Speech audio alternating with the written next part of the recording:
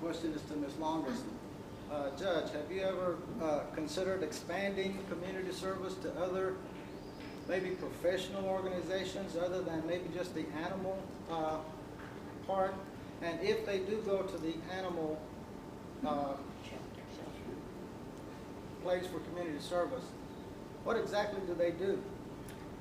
Well, okay. He wants to know if I've ever expanded my community service to the people. We have several places that we send not only kids but adults that do community service. And I like to send the kids to the House of Faith. I like to send them to organizations that will actually, the soup kitchen. They learn something. And with the animals out there, they help them. They help clean up. They help with the animals. But I think that's an important thing for a kid to learn if they're out there. And I've actually had kids that have come back in my courtroom and told me thank you for what I did for them. And I believe that every kid deserves a chance in this world. Every child out there deserves a chance. Ms. Longest, Yes, we're talking community service, and as far as having the youth, perform duties. My question is, do you ever reach out to other organizations such as High Sky or ADAC or the Dream Center that's coming and try to, in a way work with counseling and maybe modifying behavior, or they can learn, in a positive manner? She wants to know if I've ever reached out to other agencies such as High Sky. I actually know what High Sky is, and I thoroughly respect that organization. I think it's one of the best organizations in this town. Now, I don't know whether I've not ever reached out to them as far as community service, and that is a good idea. I will think about contacting them. Well, because as you know, that they not only do the child, the teenager, but it's also the families. Yes, it is. Yes, it does. High Sky works with families, the complete family. It tries to get them back together. But as far as community service, I don't really think that High Sky would be a program for. And again, what community service is these kids have broken the law. Minor consumption, DWI while minor, smoking. I mean, it's any numerous things. I don't think that High Sky would be the program for them. But community service it's not, well, it is a punishment because they need to learn. They've broken the law and they need to be punished. But I don't think that the parents need to be punished by paying their fines for them. I think that these kids need to learn, and they learn when they've got to do 12 to 18 hours of community service. They got to show up. If they don't, they're back in my courtroom again.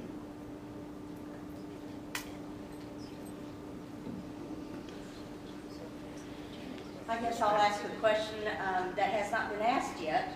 I'd like both of the Justice of the Peace candidates to perhaps answer this. As we know, this particular position deals a lot with property rights, the use of the property code, evictions, and it deals a lot with sellers or owners of property and also renters and their rights. I would like to know what your qualifications are, either one of you, to understand those rights, the property code, renters' rights, sellers' rights, landlords' rights. I would like to know what you know about that, because you will be the one to, in Precinct 1, to take care of those evictions and those other type of property issues that come up to your court. Ms. Martinez, would you like to respond first? The question was about the experience or the knowledge of property rights, etc., sellers' rights, etc.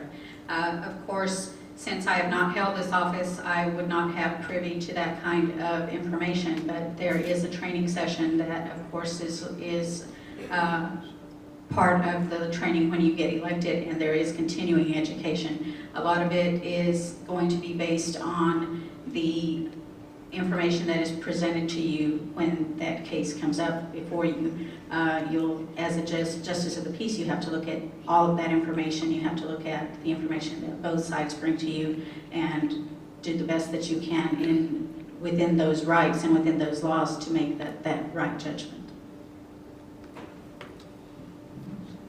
Okay, again, about the question of property rights.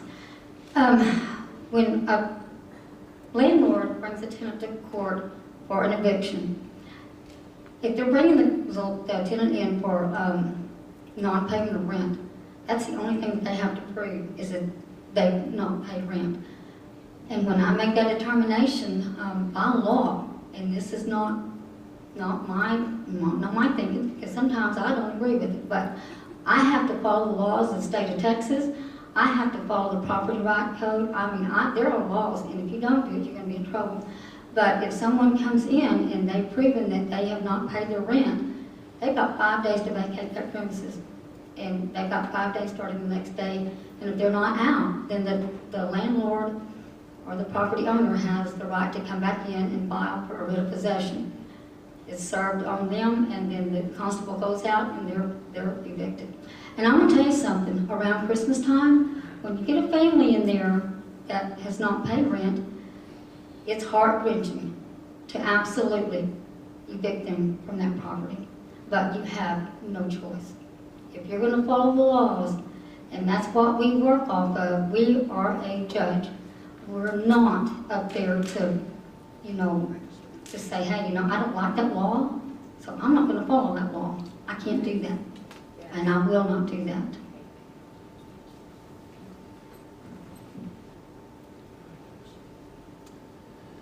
Mr. Bacon, you've been quiet for a while, haven't you? We're all familiar with the problem of the undocumented children coming across the border, mostly from Central America through Mexico, and the Commissioner's Court voted according to the standard times last summer not to house these children. And you made a comment that justifying this, that it would, if we did this, house these children, that it would be harmful to our economy. Can you explain how that, your thinking on that?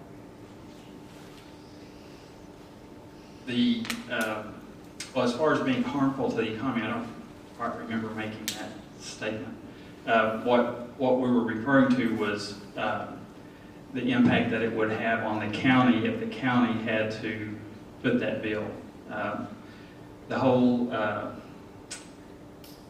our thinking on that was kind of being preemptive from a standpoint of having dealt with what we call unfunded mandates, where your things are thrust upon you and you have to find the funds to fund them, and then it takes away from other programs. And so, as a preventative to ensure that the federal government did what they are responsible to do, we felt it necessary to have that resolution and to present it that way, and to let it be known that it has nothing to do with the children.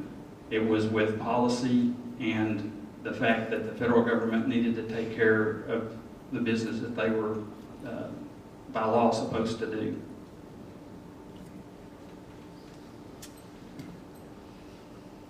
Anybody else? Anybody got a final question? Yes, sir. This is again for the commissioner. And someone mentioned earlier that you've done a lot in the time that you've been in office, and I know you've been spearheading the investigation and kind of review towards the floodplain in the Green Acres area. Can you tell us a little bit about how that's coming along?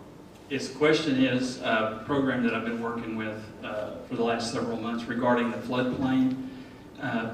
Excuse me, in the area of Farm to Market 2105, it's called North Concho Lake Estates. If you guys know, if you're going down 87 National Oil Well of Arco, everybody knows where that is. That's where all the trucks are parked in the right-of-way, back off in that area.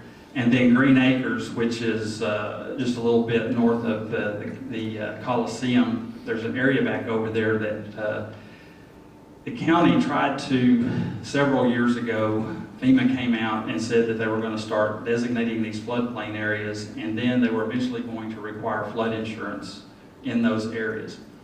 They came in and arbitrarily set some of these areas. The county protested that and tried to rebut that at the time. But at the time, FEMA, the process that you had to go through was so bureaucratic that if the county, they got into kind of a time crunch that if they didn't go ahead and approve that floodplain or allow that to go through, then the county residents or city residents in those areas wouldn't be eligible for any of the federal programs that were going to be offered up to offset that. So the county was forced into accepting that floodplain. We were approached, in fact, Commissioner, when he was County Commissioner, Judge Floyd was approached by an individual, an engineer, that had worked extensively with FEMA and had some things done in the past. And so, thanks to Judge Floyd's foresight, he put some money in the budget to help at least get that kick-started. And so I picked that ball up and began with it. We went through our normal procurement process, hired the engineer. He's done the flood study. We've got that in process. We have the application has been submitted to FEMA. They're in the process of reviewing it right now. I recently received an email from the engineer that said he had been in contact with the reviewer and he agreed with everything that we had provided in that study. And what that means is our recommendation is for that floodplain to basically be eliminated. There'll be 2 small areas that may stay, and they're in basically undeveloped areas. That.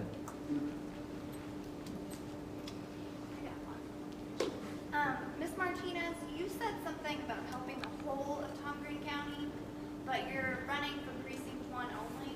How exactly are you going to help the other precincts when you only have jurisdiction in that one? Well, not only people in precinct, the question was how will I help all of Tom Green County if I'm only running for precinct 1?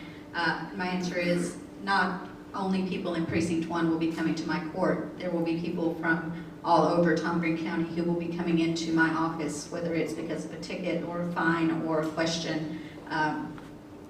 You may have a rental property that's in another precinct, but if your renter is in precinct 1, then they deserve the right to be have their case heard in the precinct that they live.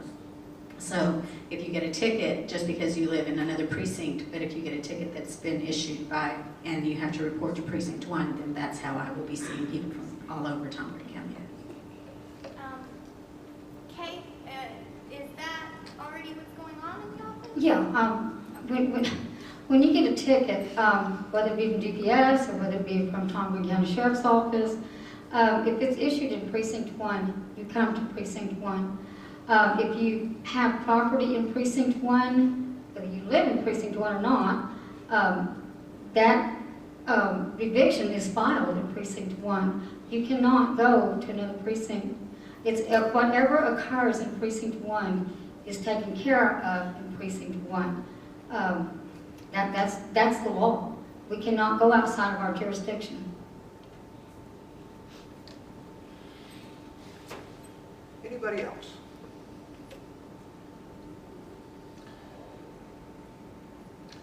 Oh, yes, okay. Yes, sir. Ms. Martinez, you said earlier that the 3 timesheets issues that you knew of earlier that were integrity issues, that you did not go and look up the proof yourself, and that you're going off of what you had heard and also what the media says. I know that the media is very biased. I know not to take all my facts from the media. So if I hear something in the media before I say it to people, I check it myself and get my facts. The fact that you did not do that shows me a lack of your integrity, and I was wondering how you could answer that. The question is basically why I didn't do a fact check on the timesheets and the number of times that the falsification was done. And my answer to that is the sources that I have, although I cannot mention them and I will not mention them, are very, very reliable sources. And that is what I based my allegations, which obviously were true, on. Talking about integrity and all Mr. Bacon has a lot, could you tell us a little bit about your military experience, Rick? Is that a question? Okay. My military experience. 21 years in the Air Force. I started enlisted I went to night school, got my degree, and actually graduated from Wayland Baptist University with a bachelor's degree. To make a little more money as an officer versus enlisted, so I applied for officer training school, was accepted, made the switch. Spent most of my career in Intercontinental Ballistic Missile Program, ICBMs, primarily the Titan program. Some of you may remember the big missiles, but I did that. Also worked in the training arena for several years. My last 2 years of duty, I was in Saudi Arabia as a training advisor to the Royal Saudi Air Force. And that happened to be the same year that Saddam invaded Kuwait, so we had the first Gulf War during that period. So I got to spend the time over there serving in a combat area, as well as having to stay after it was all over with, and worked in that area. So I've got a breadth of experience from a military background that covers a whole host of areas, from construction to finance, budgets. I've worked military budgets, federal budgets, and I've worked state budgets through the school system. So thank you. Yes, sir. This question is for Ms. Gomez. Regarding the payroll issue that happened and you dealt with, what checks and balances are in place now to ensure that doesn't happen again? Okay, what checks and balances are in place? I check every time sheet now, and I'm gonna tell you something. This happened, I was out because my granddaughter from Florida came in. I have not seen her in nearly a year. I took 3 days off. That's when this happened, was when I was gone. When I found out about it, like I say, I did something about it immediately. Now I make sure, I sit down, either I do the timesheets myself, or my chief clerk does them with me sitting right there in front of her. I make sure that if someone is out, it's written down on the calendar. I make sure that if someone takes time off, it's written down on the calendar. That way I know myself, if even if I'm gone, that they are supposed to write their time down if they're out. And I know when they're out. And I'm gonna tell you something, if you can't trust your employees, it's really, really sad, and that's what happened. And it, like I say again, when this happened with that timesheet, and it was one particular timesheet, it broke my heart to have to do something. But as the person that is in charge, as a judge, as a justice of the peace, I had to do something, and I did it.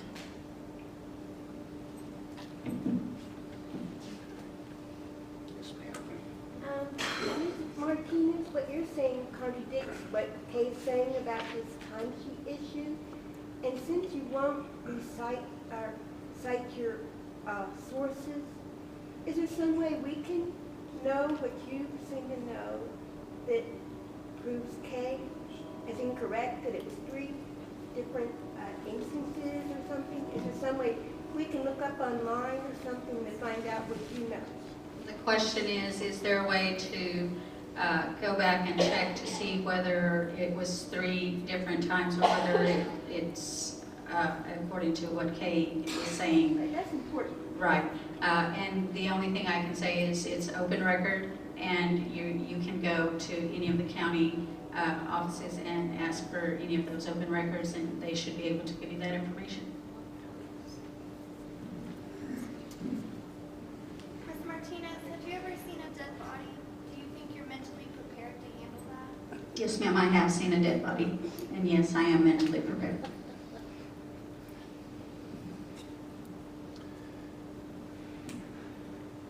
This is for Commissioner Bacon. Given the fact that she mentioned timesheets, are these handwritten? No, sir. Is this electronic where you swipe a card? No, we call what we call a time clock. Okay, I'm sorry, I thought it was for Mr. Bacon. Both of y'all. Okay, yeah, we use a time clock method. Is it a punch card? Is it? No, yeah, it's electronic computer. When you come in the morning, you sign in, and then you sign out. Well, isn't there a record already made when they, I don't know, if they swipe a card or whatever? I mean, how can you falsify something? Well, what happened was this employee when she clocked in. I know, and you know, I don't think she clocked in. I think she just went back because every once in a while, I know that I used to work in an office where I had to use the same time clock. I'd come in and the phone would be ringing and I would just start working and I would forget to clock in. And then I would have to go back later and clock in.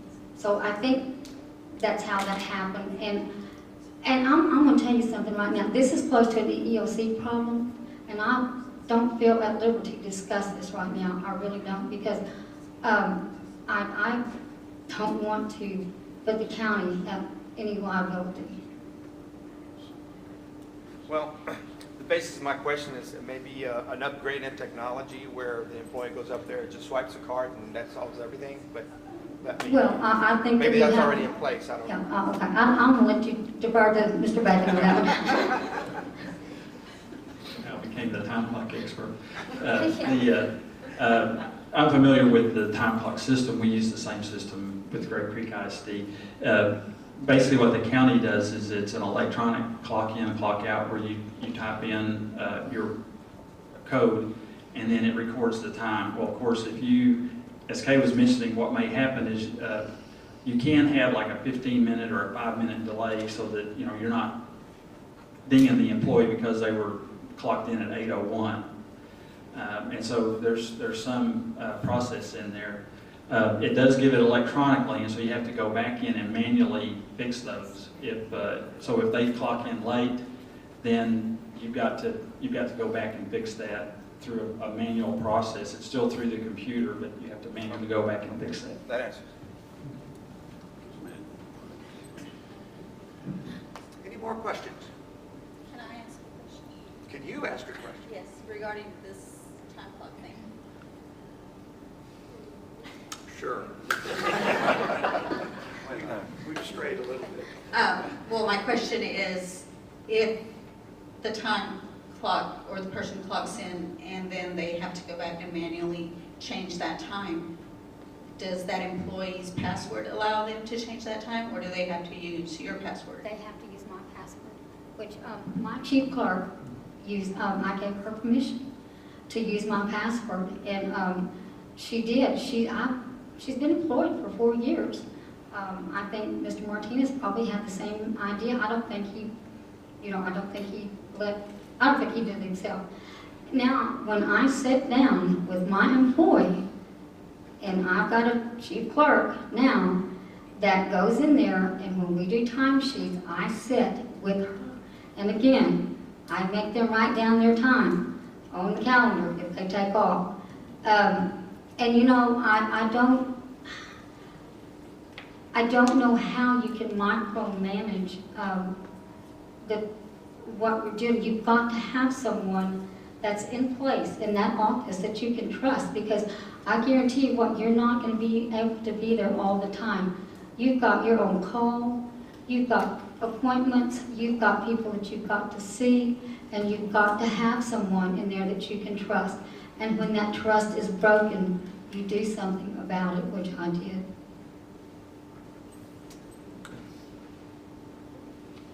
Anything else? Oh, there is one. Yes.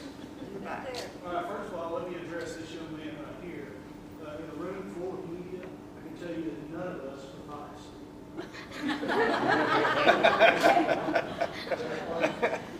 Unless it's a connection or something. Every time I'm nice involved. Because my hate no run is pretty even, I think we're doing a good job. Can you speak, I understand what your jobs are.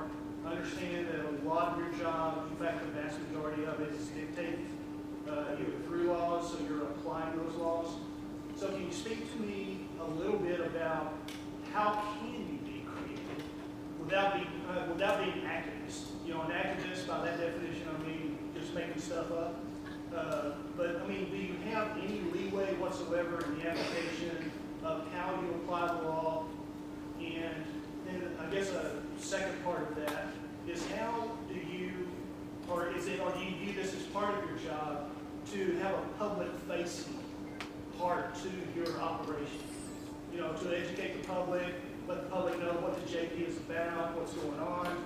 How can the public be better?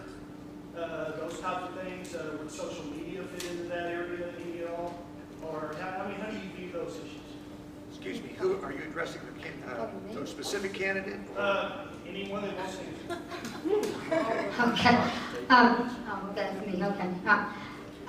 When you're addressing the laws, or you're talking about specific instances, we have got specific laws that we have got to follow. We've got to follow the penal code of the state of Texas. We have got to follow the code of criminal procedures of the state of Texas. We have got to follow the property rights of the state of Texas. We cannot deviate from those laws. We cannot get creative with those laws, because I guarantee you what, if you get creative with those laws, you're going to have the Judicial Review Board knocking on your door, and that's the last person that I ever want to see. I understand. Where that came from was when we were talking about community service. You know, it seems like you may have some leeway there. Yes. Something, but I don't know. I guess that's what I was asking. Is like in your job, I know the vast majority of it, you don't have any leeway. It has to be done that way. But in the areas you do have any creative leeway, and maybe community service is one of those, how do you approach that? Well, again, like I say, we use the House of Faith a lot. We use the animal shelter a lot. We use the soup kitchen a lot. We use churches a lot. I'm sure that we could expand on that, but you cannot go outside. You know, like that lady was saying with that group, it would be wonderful. But I don't really think that they would welcome someone into, you know, for community service, because theirs is a family-oriented business. And I don't think that, you know, putting one child over there to help would actually, you know, help that child at all because of the business that they're in. I would be willing to look at anything that, you know, we can do to, as far as expand and still be within the law. I think that would be wonderful. If someone has any suggestions, my doors are open. If someone wants to come to my office and talk to me, they are more than welcome. If someone wants to pick up the phone and ask me a question, if I'm not in the office, I will return your phone call immediately after I get back. And if I don't know something, I'll find out. I'm kind of like Mr. Bacon. He says that when people come to his office, he's not going to send them someplace else that's on and on and on. He's going to get an answer for them, or he's going to find out where they can get that answer from. And I'm the same way. I tell you what, I've worked in public service. I really have, you know, and I am a public servant, but I'm also a citizen. And I'm nearly beating my head up against the wall trying to get answers, and it is very, very frustrating. So I want to have the same respect for people that I want to give them the same respect that I want. Ms. Martinez, do you want to respond to that? Yes, as far as social media, that type of creativity, I think social media is a big part of the road that a lot of the offices need to take. I think that with technology and social media being kind of where everybody is looking at to get their information, I know the police department already uses social media for, you know, different things that they have when they have warrants or when they have people that they're looking for, things that are happening, current events, that kind of stuff. And so I think that that is a great opportunity for the offices that can use social media, and I'd like to see the JP Court become part of that social media effect. I also think that educating the public through forums, letting them know that that there's different types of courts and what their jurisdictions are. A lot of times there's confusion as to where to go for what court, and I think that the more you educate the public, the better that the public will respond to what they have to deal with in those courts. A lot of times people are afraid. When you're going to court, you're afraid, and so the more you know about what you're going to be dealing with in that court, then the better off that you are to be prepared. I also think that things like developing handbooks for people who are looking for answers. A lot of times questions can be answered maybe if we have develop a handbook that shows people where to get the help that they need. There's a lot of sources out there that can be utilized, whether it's public housing or family shelter, or those kind of places that people can go to get the help that they need. There's no other questions. I think we'll move on to the final statements. But if there is someone that does have one more burning question, yes. I was just wondering, Ms. Martinez, your idea that all the community service, the juvenile that got in trouble was to pick up trash. What your source of that information was that evidently you thought was the truth? The question is about community service and having juveniles picking up trash. It was an example of, other than picking up trash, that we could offer these juveniles and these youth an opportunity to have a learning tool by working and being in places that can offer them a skill or a trade, versus having to do something like picking up trash or cleaning out a dog cage or whatever that may be. Okay, but I was wondering your source where you thought that that was It was my opinion.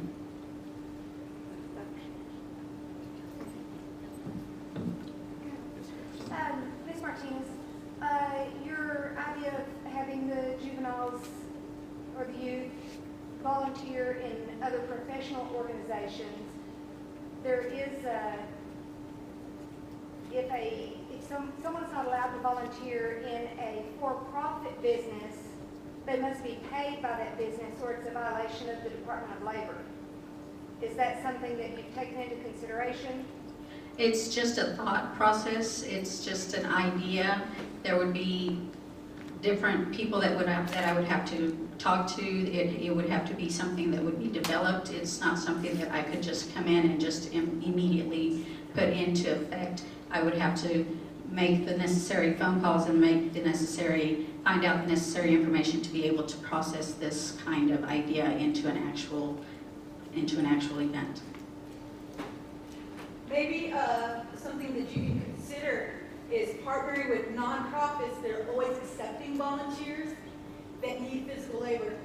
I work with juvenile offenders, and what I had my kids, my caseload do, is we were going in and we were boxing up foods that went for the families in need. In November, we were down at Station 618, helping to feed the senior citizens, handing out plates. So, but also, by going in and doing physical labor, which nonprofits always need, they are learning how they operate, which can be an invaluable tool as far as management. So, it is learning. So that's something to consider, and to get around having to pay for labor. Thank you. Very good idea. Okay, well, we need to move on to the final statements here. We have to be out soon. So the final statements are 3 minutes, and I think we'll begin with Well, you're not brief, so you're solo. I'm solo. Okay, thank you again. Again, want to thank Mr. Gregorio for offering this forum up, and for all those that put it together, and the time that went in, and the effort, the news media that came out tonight and attended, and for all of you that took time out of your busy schedules to come and listen to the issues be presented and our explanations. I really appreciate that very much. I am a full-time working county commissioner. I've given everything that I can to do that. We mentioned the floodplain issue that it looks like we're going to be very successful with, that we worked on. I'm also proud of the fact that I've worked on some committees with the Goodfellow Air Force Base Partnership Initiative, where we've signed some memorandums of understanding between Goodfellow, the city, the Sheriff's Department, law enforcement with the county, and improving the issues in that area, helping with law enforcement. We're also working actively on trying to establish a law enforcement academy in this area. There's nothing west of I-35 that offers a law enforcement training. We're making progress on that. In fact, we have a meeting scheduled next week to pursue that. Also, there's an issue, some of you may not know, there's a buffer zone between the city and the county called the ETJ, or it's called the extraterritorial jurisdiction. And that is an area where we've entered into a memorandum of understanding with the city that they will approve and do the plat applications and kind of take that over for the county, but it doesn't bring them into the city limits. And so there are some issues that we need to resolve regarding that zone and some of the operations in that area. And I'm actively pursuing and have already had meetings with the city in working out those issues. And we have another meeting planned on that also next week. So I'm a person that takes action. I'm not a person that sits around and waits for something to come to me.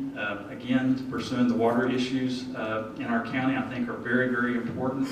And I just look forward to serving you as your county commissioner and appreciate your vote on November the 4th.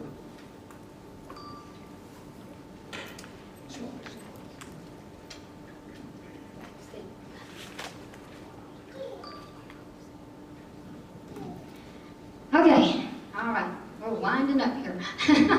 First of all, last of all, I want to thank everyone coming out. I want to thank them for the questions that they asked. I think it was very informative. I want to thank Mr. Gregario for hosting this and his staff. And I want to thank the news media. And also, I've told you about my experience and knowledge, and I want to be your Justice of the Peace in Precinct 1 for the next 4 years. I will continue to serve the citizens of San Angelo in Precinct 1, and I'll do it in a fair, honest, and ethical manner. I will continue to make the tough decisions that a judge is required to make and do it according to the laws of the state of Texas. I will continue to work with the Sheriff's Office, the Angelo Police Department, the Texas Department of Public Safety, and I will also continue to work with the funeral homes and all other agencies that we work with at this time. I would also like to say that I have been endorsed by the San Angelo Association of Realtors, the San Angelo Police Officers, San Angelo Police Officers Political Action Committee, the Republican Party of Texas, the Concho Valley Republican Women, and the San Angelo Pachyderm. Again, I would like to ask for your vote and tell you that I have the right experience and I am the right choice for Precinct 1 Justice of the Peace, and I would appreciate your vote either early or on November the 4th. Thank you.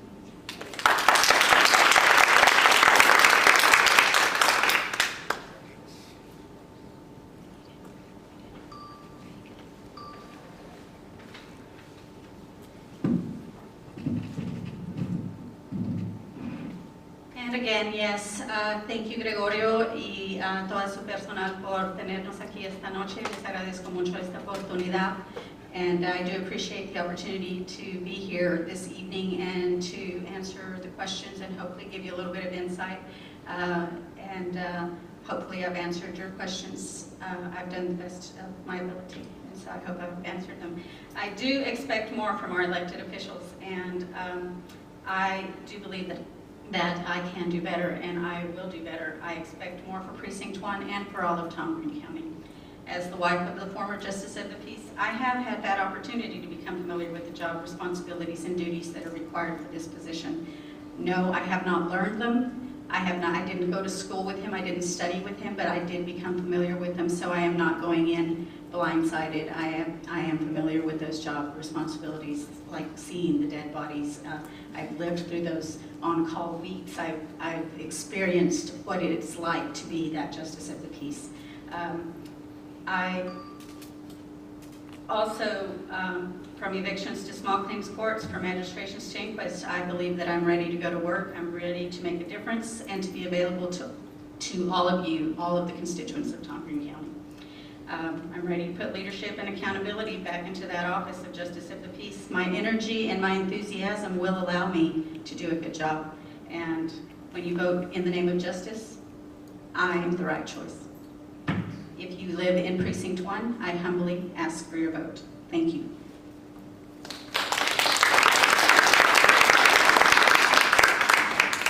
Well, I'd also like to thank all of you for coming tonight. I think as a student of politics for very, very, very long time.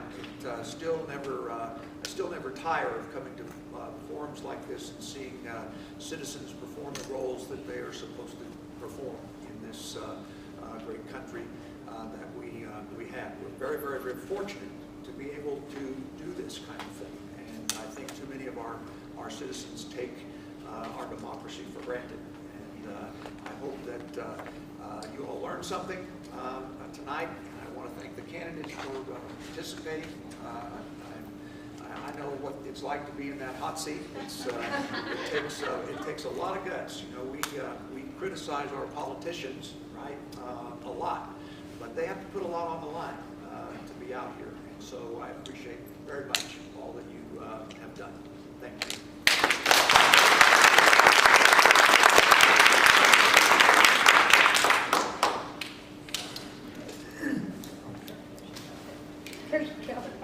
Well, remember, if you haven't already voted, early voting runs through October 31st at the Tom Green County Elections Office. November 4th, you'll be able to vote at any of the, 18, I believe, voting centers in San Angelo and throughout the county. So vote, and now you can make an even better informed vote. Thank y'all for being here. Good night.